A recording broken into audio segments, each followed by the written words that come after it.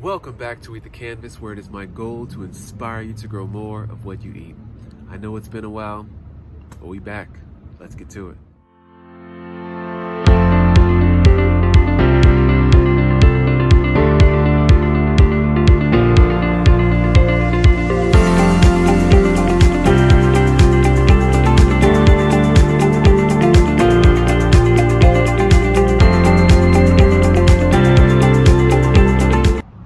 To give a little update on what's been growing lately, as well as an update on the grocery store produce and how that's been going, at least for the few that survived. And also I want to have some watermelon conversations because just because. Now people ask often what all I'm growing, so I'm just going to run through a list of that right now. Here is a young pomegranate. Started this from seed, lemon tree. Our smaller Barbados cherry. Strawberry tree, which I pruned back heavily because this thing grows really fast. Our dwarf ever-bearing mulberry tree. A few pineapples shrouded in weeds. The newest addition I am looking forward to the most, breadfruit, number 1. Katuk, which grows very well. My second most anticipated, soursop. And of course our bananas, which are always producing. And here's a few more. Got some papaya coming up from this compost pile, which I just allowed to do its thing. This papaya right here is actually from the compost pile as well. Beautiful. We have our 2 cacao trees as well. The first time I ever grew these, it died rather quickly, as I learned it needed to be an understory tree and have some shade, especially to begin with. Got some scattered strawberries hiding among dead leaves and weeds. Okra, longevity spinach, Cuban oregano, a pepper plant in which I forgot its name, but it has a habanero taste without the spice, but it's not the habanada joint, it's something else. Got some turmeric coming up from the Cuban oregano patch. A very weak looking green pepper plant that I started from seed from a green pepper that I got from the store. A patch of sweet potato leaves in addition to peanuts that have been growing here for the last 3 years that just don't stop, so I keep them here because why not? Now all of these spreading plants like the longevity spinach, the Cuban oregano, sweet potato leaves, even peanuts are all great living ground covers. Here's our Dominican oregano, which I use a lot. Rosemary, which has kind of been looking like it's been dying lately, but it's putting off some new growth here and there. Breadfruit, number 2. Coffee bean. Red flameless grapevine, which I have just kind of sprawling along the ground as I don't have space for it right now to go any higher, but I also did not want to just kill off the variety at the house, so I have stuff just growing so that whenever I want to, I can just take cuttings and spread them in time. I almost forgot about another ground cover plant which has been spreading everywhere under all of this, and that is the Aztec sweet herb. Moringa. The snake bean or snake gourd, which I've already harvested the first one from. An avocado we started from seed, I would say about 4 years ago. Small papaya. Turmeric. Some ginger somewhere down here. I gotta clear these weeds away. Lemongrass. And this down here is a pineapple that I bought from the store. I cut the top off and put it in the ground. Now I've done this about 4 times before and it's never produced. I did this somewhere else. Nothing was happening. It looked like it was dying for like a month and a half straight, and I pulled it up. I saw some roots. I was like, oh snap. Put it back in the ground and it's been producing some new leaves since then. More banana plants as well as sugarcane. Aloe vera. Sour orange. Black mission fig, one of my favorites. Some store-bought ginger right here. Been doing this for a few years in other parts of the yard. produces well.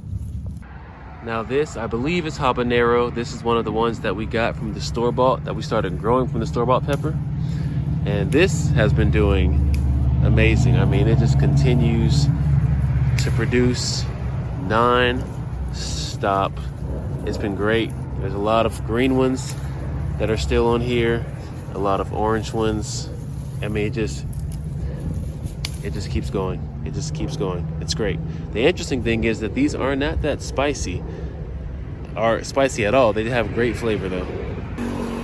Star fruit that we started from a store-bought star fruit. This produced well for us last year. It looks like it's kind of not healthy right now, but it does produce well. Here's another smaller katuk. They grow from cuttings very easily. This right here is a date palm that we started from a date that we bought from a store. I planted the seed and it has been growing for the last few years. It started off very, very slow, but it's been growing.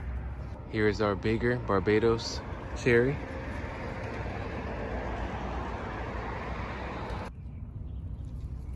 Cucumber. And our sugar baby watermelon, which I will talk about right now.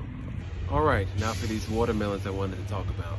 So there are different ways people say that you can tell if a watermelon is ready. Some say it's the yellow patch on the ground, which isn't necessarily the case. That's just where it was touching the ground. Others say it's when you can hear the sound of what sounds like a ripe watermelon when they flick it or tap it. And then others say, which seems to be the more sure route, that when the tendril that is connected to where the actual fruit is coming out of from, when that turns brown, that's when you know it's ready as well. Well, see, the last time we grew this from a store-bought watermelon, that tendril was brown. I was excited. I cut it open and it was pretty much white. There were maybe 2 viable seeds that actually came from it. That's what I replanted into the ground again, and I'll show you what we have right now. So here's our current vine spreading around. There is watermelon number 1. Keep on following it. Here is watermelon number 2. And then bring it around here. And here's watermelon number 3. Now for me, this means I have 3 shots to begin to understand what this really is about. Now for this one right here, we can see that the tendril right next to it has started browning at the tip, but it is not fully brown yet. Lift it up. We got some yellow down there. I ain't touching it yet though. For watermelon number 2, here is the adjoining tendril. Still pretty green. The little tip right there just started browning, but that's green. Underneath it, what does it look like?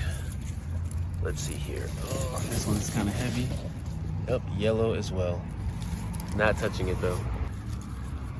All right, watermelon number 3. Here it is. Here's the adjoining tendril. That bad boy is the brownest thus far.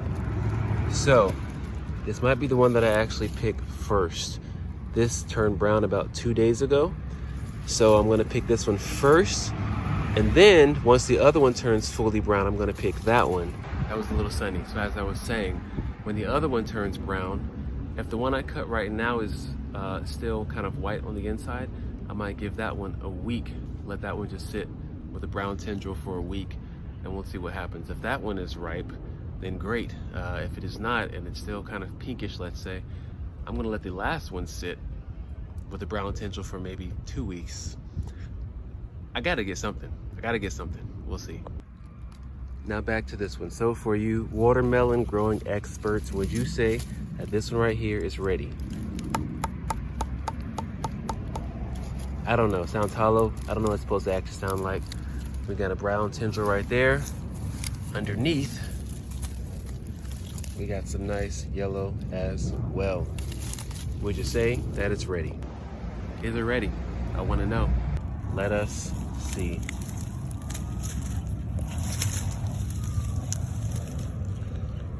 Look at that nice bright yellow. That's typically when folks say that it's ready. And we got the brown tendril as well. Now I'm really hoping this one is good because this took another 4 months to get to versus our last one that was white on the inside still. So to hoping, or more so, better yet, to learning. I brought this inside because too many folks be watching me outside sometimes, and I'm just trying to have some peace, you know what I'm saying? So let's find out. That's cutting like the last one. It seems like it's cutting a little too smooth for me, but we'll see. All right, here we go. Trial number 1. So this is pretty much what the last one looked like. I think it might have had a little bit more white to it, but here it is, which means that the next one that we do, we're gonna have that tendril dried up for about a week, and we're gonna see what that one looks like. But regardless, there are more viable seeds in this one versus that last one I had. So I'm gonna keep using these seeds that have genetically learned and grown from the area even more. And it should be even better and better as the months and years go on.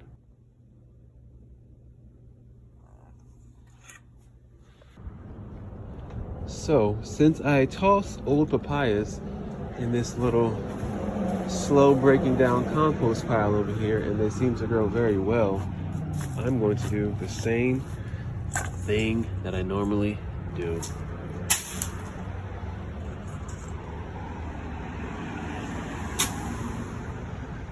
And we'll see what comes of these. If we get some watermelons, great. If not, great. It's nourishment. All right, trial 1 concluded. Which means that this one is going to be our trial 2. Now this tendril is not fully brown yet, but when it does turn fully brown, I'm gonna leave this one on for an additional week. Not the 2 days I did for the other one that we just cut, but for a full week. I'll take you along that journey as well. Had to capture this regular occurrence, always trying to climb walls.